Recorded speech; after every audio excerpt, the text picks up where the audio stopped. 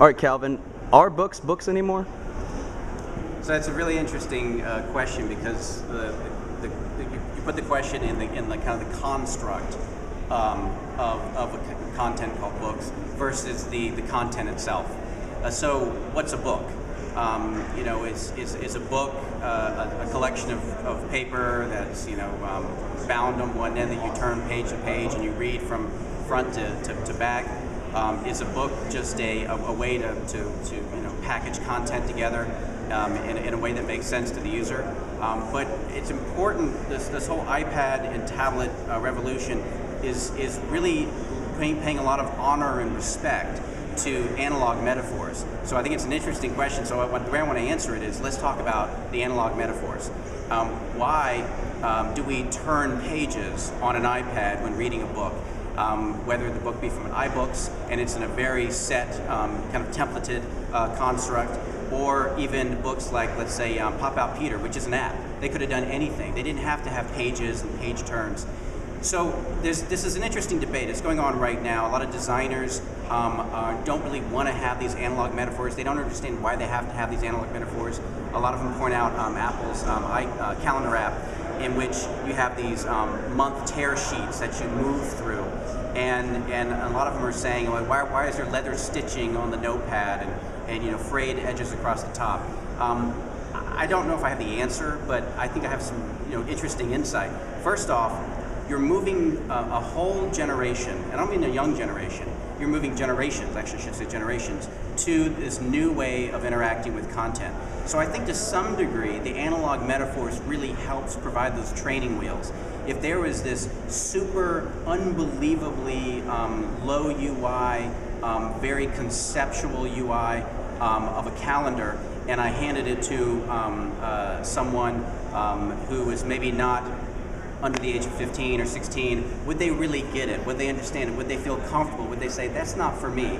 So first off, I think the analog metaphors really help make the iPad as big of a revolution it is, because you're not just trying to move an early adopter generation into tablet, you're trying to move people from birth all the way up through the age groups to this new way of interacting with content. But there's also something else about it that I feel is a benefit. The physicality, the physical relationship, that intimate personal relationship that you can have with an iPad and the content on an iPad, I feel that for humans is they're desiring a more physical experience, and that's why there's a lot of physical textures used, metal and glass and leather and wood. Those are very interesting and compelling when doing designs for iPad, because it supports what we understand in the physical world. And never before could we actually bring the content into our personal space and interact with it. It was always like disconnected. We were touching a mouse that felt nothing like the content, and that would move a pointer, and that pointer would move a button or a scroll bar or a windowing system that then would affect the content.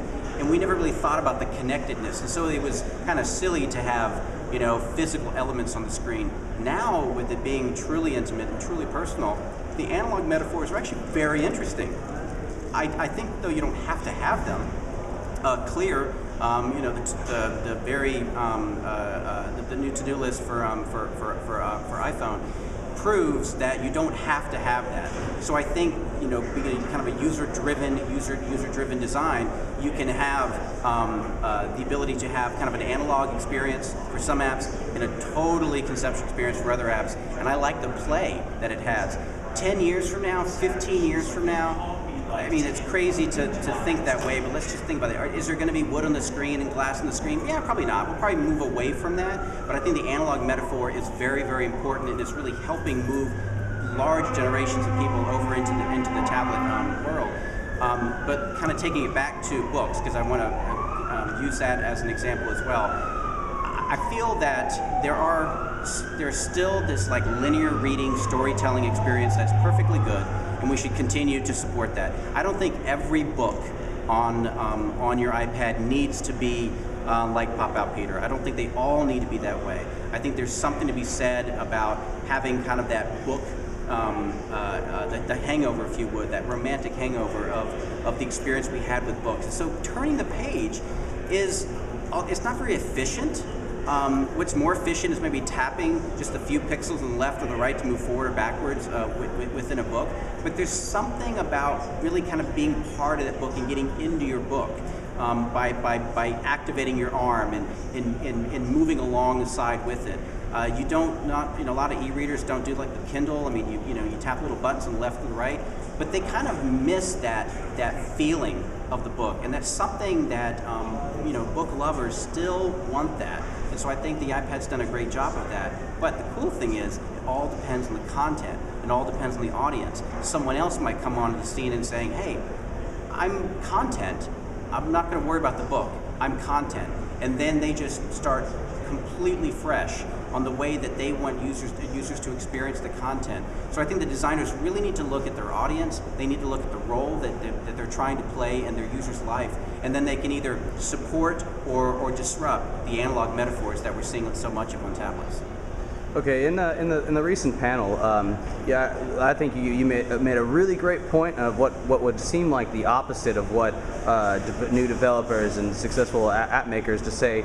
That may not need an app. That may not help out whichever brand or company is trying to connect with its users. Are there things right now, and as we talked about the mechanical metaphors of glass and metal, do you think there are some things with the iPad that are gonna hold strong to their root design? Do you think there's any kind of just technique that people are not gonna want to get away from?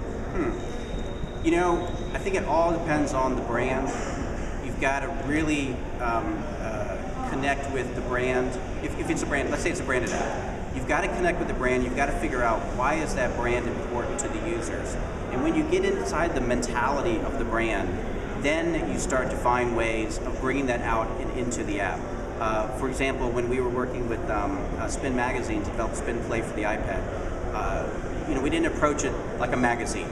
It would be the easiest thing for us to do. We'd approach it like a magazine. You turn pages, very similar to how all the other magazines were doing it, and you have a monthly edition that comes out and you download it and that whole thing. What we did is we dug deep inside the brand. We figured out that they were all about music discovery. That's what they were. They communicated that music discovery through a magazine because that was the technology that they had and that they used for distribution. But with the iPad, we could do anything. And so if they're all about music discovery, then reading about artists is just as important, or is important, but also listening to the artists and connecting and getting news on the artists and seeing album reviews and what other people thought about it. And so it started to really turn into kind of almost a mashup of experiences that made sense for music discovery.